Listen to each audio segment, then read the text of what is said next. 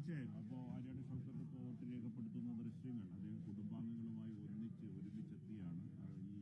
ഈ വീട്ടിക്കുത്ത് government high school ആണ് 184ാമത്തെ ബൂത്താണ്. അദ്ദേഹത്തിന്റെ കുടുംബാംഗങ്ങൾക്കും ഇവിടെയാണ് വോട്ട് രേഖപ്പെടുത്തിയ ശേഷം അദ്ദേഹം വീണ്ടും പ്രതികരിക്കുമോ എന്നറിയില്ല. ഞാൻ നേരത്തെ നടത്തിയ പ്രതികരണമാണ് മനുവിനോട് പറഞ്ഞത്. മനു അത് വ്യക്തമായി കേട്ടതാണ്. അപ്പോൾ മലയോര മേഖലയിലും ഒപ്പം തന്നെ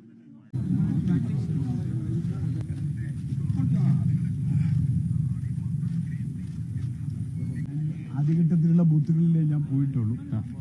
പിന്നെ അവിടെയൊക്കെ നല്ല പ്രതികരണമാണ് ലഭിക്കുന്നത്. പിന്നെ ആളുകളുടെ ഒരു നല്ല പ്രതികരണം കാണാനും കേൾക്കാനും സാധിച്ചു. നമ്മുടെ ക്യൂവിലൊക്കെ നോക്കുമ്പോൾ നമ്മുടെ UDF വോട്ടേഴ്സാണ് ആദ്യം തന്നെ രാവിലെ തന്നെ വന്ന് ക്യൂ നിൽക്കുന്നത്. അതൊക്കെ ഒരു വലിയ ശുഭസൂചനയാണ്. എന്തായാലും മുൻ തെരഞ്ഞെടുപ്പുകളുടെ ഒരു അനുഭവം ഒന്നും ഇവിടെ ഉണ്ടാവില്ല. വളരെ ശക്തമായ ഒരു വിജയമാണ് പ്രതീക്ഷിക്കുന്നത്. അത് 100% ശക്തമായ വിജയം എന്നല്ല, ചരിത്ര ഭൂരിപക്ഷം നിലമ്പൂരുണ്ട്. ഈ പോളിംഗ് ശതമാനം ഇപ്പൊ തുടർച്ചയായിട്ട് രണ്ടാമത്തെ ഉപതെരഞ്ഞെടുപ്പാണുള്ള മണ്ഡലത്തിൽ കുറയും എന്നുള്ളൊരു വിലയിരുത്തലൊക്കെ ഒരു ഭാഗത്തുണ്ട്. ആളുകളൊക്കെ വോട്ട് ചെയ്യാനെത്തുമോ? തീർച്ചയായും. കാരണം അത്ര ഈ കോരിച്ചൊരിയുന്ന മഴയത്തും ജനങ്ങൾ എല്ലാ തലത്തിലും പ്രചരണ രംഗത്തൊക്കെ വലിയ ആവേശമാണ് കാണിച്ചത്. നേരെ മറിച്ച് പോളിംഗ് ശതമാനം കുറയുമെങ്കിൽ, മഴ കാരണം പോളിംഗ് ശതമാനം കുറയുമെങ്കിൽ അത് സ്വാഭാവികമായിട്ട് തെരഞ്ഞെടുപ്പ് പ്രചരണ രംഗത്തിന് നമുക്ക് അതിൻ്റെ ഒരു പ്രതിഫലനം ഉണ്ടാവും. പക്ഷെ അതൊന്നും കണ്ടിട്ടില്ല.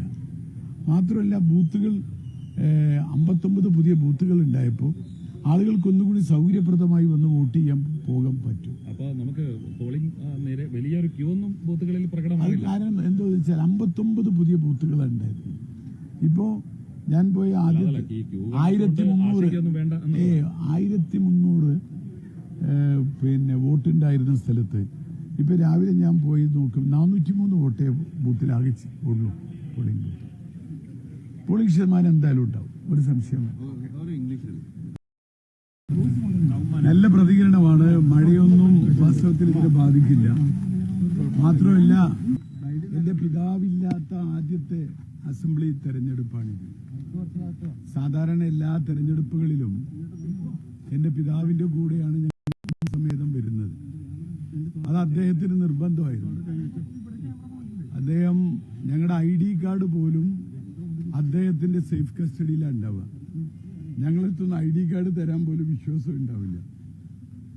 വോട്ടിങ്ങിന് വരുമ്പോൾ മാത്രം അന്ന് രാവിലെ എല്ലാവരുടെ ID കാർഡ് എടുത്ത് തരും, മക്കളുടെയും പേരമക്കളുടെയും ഒക്കെ.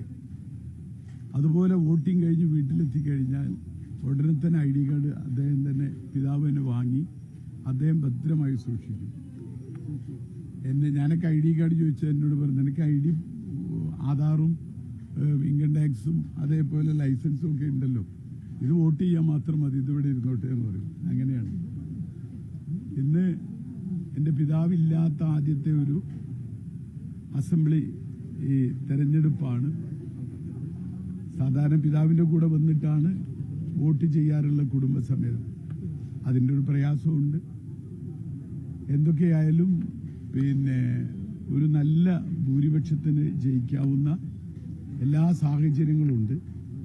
പിന്നെ ബൂത്തുകളിൽ എന്താണെന്ന് വെച്ചാൽ 59 പുതിയ ബൂത്തുകളാണ് ഉണ്ടാക്കിയത്. 59 പുതിയ ബൂത്തുകൾ. ഒരു 5 ബൂത്ത് അല്ലെങ്കിൽ ഒരു 6 ബൂത്ത് ഇങ്ങനെയാണ് ഓരോ വർഷം വർദ്ധിപ്പിക്കുക ഓരോ തെരഞ്ഞെടുപ്പിൽ. ഇത് നേരെ മറിച്ച് 59 ബൂത്ത് വർദ്ധിച്ചതുകൊണ്ട് ബൂത്തുകളിൽ വോട്ടുകളുടെ എണ്ണം കുറഞ്ഞു. അപ്പോൾ സ്വാഭാവികമായിട്ട് വലിയ നീണ്ട ക്യൂയുടെ ആവശ്യമില്ല. ആർക്കും വോട്ട് ചെയ്ത് പോകാവുന്ന ഒരു അന്തരീക്ഷമുണ്ട്. അപ്പോൾ അതുകൊണ്ട് തന്നെ പിന്നെ പോളിംഗ് ശതമാനത്തെ ബാധിക്കില്ല എന്ന് തന്നെയാണ് വിശ്വസിക്കുന്നത്. നല്ലൊരു ഭൂരിപക്ഷം വരാനുള്ള എല്ലാ സാധ്യതകളും കാണുന്നുണ്ട്. പിന്നെ കാലാവസ്ഥയുടെ പ്രശ്നങ്ങളൊന്നുമില്ല. കാലാവസ്ഥാ പ്രശ്നം എന്ന് പറഞ്ഞാൽ കാരണം അത് തെരഞ്ഞെടുപ്പ് പ്രചരണ രംഗത്തൊന്നും ആ പ്രശ്നം കണ്ടിട്ടില്ല. ഈ കോരിച്ചൊരിയുന്ന മഴയത്തും ഒരു കാലത്തുമില്ലാത്ത ആവേശവും ഒരു കാലത്തുമില്ലാത്ത ആൾക്കൂട്ടവുമാണ് UDFന്റെ ഓരോ പരിപാടികളിലും ഉണ്ടായിട്ടുണ്ട്. അത് കുടുംബയോഗമാവട്ടെ, എൻ്റെ പര്യടനമാവട്ടെ, കുട്ടിക്കലാശമാവട്ടെ, പ്രിയങ്ക ഗാന്ധിയുടെ പര്യടനമാവട്ടെ, എല്ലാ പരിപാടികളിലും ആദ്യം മുതലേ ഒരു വലിയ ജനക്കൂട്ടം വരുന്നു. അപ്പോൾ കോരിച്ചൊരിയുന്ന മഴയൊന്നും അതിനൊക്കെ അതിജീവിക്കുന്ന വലിയ ആവേശം UDFന്റെ പ്രവർത്തകരിലുണ്ട്.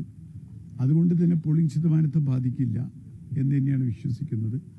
മാത്രമല്ല ഒരു വലിയ ഭൂരിപക്ഷത്തിന് വിജയിക്കാവുന്ന ഈ സാഹചര്യം. വിവാദ പ്രശ്നങ്ങൾ എന്തെങ്കിലും തിരിച്ചടിയാവുന്നുള്ള അവസാന ലാപ്പിൽ അങ്ങനെ ഒരു വിലയിരുത്തൽ അത് യഥാർത്ഥ കാര്യങ്ങൾ ചർച്ച ചെയ്യാതിരിക്കാൻ വേണ്ടി ഓരോന്ന് വിവാദങ്ങൾ എന്ന് പറഞ്ഞുണ്ടാക്കുന്നതല്ലേ. ഇവിടുത്തെ അടിസ്ഥാന പ്രശ്നങ്ങൾ ചർച്ച ചെയ്യുന്ന തെരഞ്ഞെടുപ്പായിട്ട് നിലമ്പൂരിലെ അടിസ്ഥാന പ്രശ്നങ്ങൾ ഈ ഓഗസ്റ്റ് 8 തീയതി വന്നാൽ കവളപ്പാറ ദുരന്തം കഴിഞ്ഞിട്ട് 6 വർഷം തികയാണ്. ഓഗസ്റ്റ് 8 ഇപ്പോഴും 300 ചില്ലാനം ആദിവാസി കുടുംബങ്ങൾ ഇപ്പോഴും പ്ലാസ്റ്റിക് ഷീറ്റിനുള്ളിൽ കഴിയാൻ നിലമ്പൂരിൽ. ഇതൊക്കെ പ്രശ്നങ്ങളാണ്. മാത്രം നമുക്ക് ഇരിക്കണം, നമുക്ക് നിൽക്കാൻ പ്രയാസമുണ്ടെങ്കിൽ അങ്ങോട്ട് ഇരിക്കാം. ഇത് അങ്ങോട്ട് കാറിൽ ഇരിക്കാം. ഞാൻ ആക്കി തരാം, ഉമ്മാനാക്കി തരാം. ഇതൊക്കെ അടിസ്ഥാന പ്രശ്നങ്ങളാണ്. ഇതൊന്നും ചർച്ച ചെയ്യാതിരിക്കാൻ വേണ്ടി ബോധപൂർവം ഉണ്ടാക്കുന്ന 9 വർഷമായി ഈ നിലമ്പൂർ അവഗണിക്കപ്പെടുകയാണ്. ഇത് ചർച്ച ചെയ്യപ്പെടുന്ന തെരഞ്ഞെടുപ്പാണ്. പിണറായി വിജയൻ ഗവൺമെന്റിന്റെ ഈ പറയുന്ന അഴിമതിയും അതേപോലെ തന്നെ അത് ജനങ്ങൾക്കുണ്ടാക്കിയ ഗവൺമെന്റ് ഉണ്ടാക്കിയ ഒരു ദുസ്ഥിതിയും ചർച്ച ചെയ്യുന്ന തെരഞ്ഞെടുപ്പാണ്. തീർച്ചയായിട്ടും അത് നിങ്ങൾക്ക് കാണാലോ എവിടെയും. ഇപ്പൊ അടുത്ത കാലത്ത് നടന്ന എല്ലാ ഉപതെരഞ്ഞെടുപ്പുകളും നമ്മളത് കണ്ടതല്ലേ. മാത്രമല്ല നിലമ്പൂരിൽ നിങ്ങൾ വന്നിട്ട് നിങ്ങൾക്കത് ബോധ്യമായിട്ടില്ലേ. ഒരു വലിയ ഭരണവിരുദ്ധം എന്ന് പറഞ്ഞാൽ പോരാ, ഈ പറഞ്ഞ പിണറായി വിജയൻ ഗവൺമെന്റിന്റെ ഈ കെടുകാര്യസ്ഥതയ്ക്കെതിരെ ഈ ദുസ്ഥിതി ഉണ്ടാക്കിയ കേരളത്തിൽ ഉണ്ടാക്കിയ ദുസ്ഥിതിക്കെതിരെയുള്ള ഒരു വലിയ പ്രതിഷേധം കേരളം മുഴുവൻ ആഞ്ഞടിക്കുന്നുണ്ട്. അതിന്റെ കൃത്യമായൊരു പ്രതിഫലനം കൂടി നിലമ്പൂരിൽ. ഈ വി വി പ്രകാശിന്റെ വീട്ടില് അങ്ങ് ഇതുവരെ സന്ദർശിച്ചില്ല. അത് വലിയ തരത്തിൽ വിവാദമാണ്. ഈ തെരഞ്ഞെടുപ്പ് ദിവസം പോലും അത് ചർച്ച ചെയ്യപ്പെടുന്നത്. ഇതുവരെ അങ്ങ് ഞാൻ ഇതിലൊരു കാര്യമാണ് പറഞ്ഞത്. എന്ത് ശ്രമിച്ചാലും UDFന്റെ വോട്ടിൽ ഒരു വിള്ളൽ ഉണ്ടാക്കാൻ ആര് ശ്രമിച്ചാലും കഴിയില്ല. UDFന്റെ വോട്ടിൽ ഒരു ചെറിയ പോറൽ പോലും ഉണ്ടാക്കാൻ, വിള്ളൽ പോട്ടെ, ഒരു ചെറിയ എയർലൈൻ പോറൽ പോലും ഉണ്ടാക്കാൻ ആര് ശ്രമിച്ചാലും കഴിയില്ല. എനിക്കത് മാത്രമേ അതിനെക്കുറിച്ച് പറയാനുള്ളൂ. അതിനൊക്കെ